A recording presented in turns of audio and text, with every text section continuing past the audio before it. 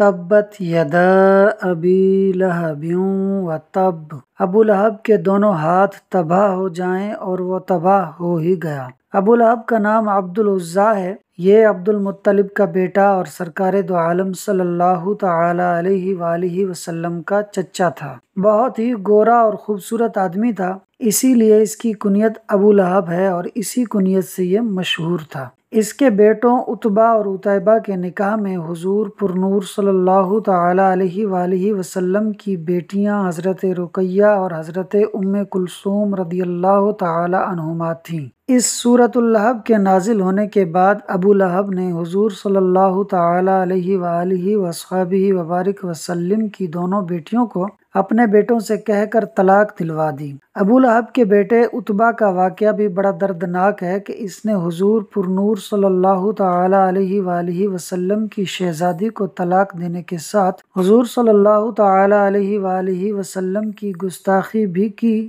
جس پر سرور دو عالم صلی اللہ تعالی علیہ وآلہ وسلم نے اس کے لیے ہلاکت کی دعا کی۔ چنانچہ ایک سفر میں بڑی حفاظتوں کا انتظام کر لینے کے باوجود ایک شیر نے اسے پھاڑ ڈالا۔ اس صورت میں ابو لہب کے دونوں ہاتھ ہلاک ہونے سے مراد اس کی جان کی ہلاکت ہے۔ چنانچہ یہ بدترین موت مرا اور جنگ بدر کے ایک ہفتے بعد کالے دانے کی بیماری سے مرا، جسے عرب میں عدسہ کہتے ہیں۔ اہل عرب اسے متعدی یعنی ایک انسان سے دوسرے انسان کو لگ جانے والی بیماری سمجھ کر اس سے بہت بچتے تھے، اس لیے 3 دن تک اس مردود کی لاش پڑی رہی اور پھول پھٹ کر بدبو دینے لگی۔ تب اجرت دے کر مزدوروں سے پھینکوائی گئی۔ اللہ تعالی ہمیں ایمان پر عافیت کی موت عطا فرمائے، آمین۔ پیارے دوستو، ویڈیو کو اینڈ تک دیکھنے کا شکریہ۔ ویڈیو کو لائک اور شیئر کر دیں اور چینل کو ضرور سبسکرائب کر دیں۔ چینل کا نام ہے فاز سنو 4296۔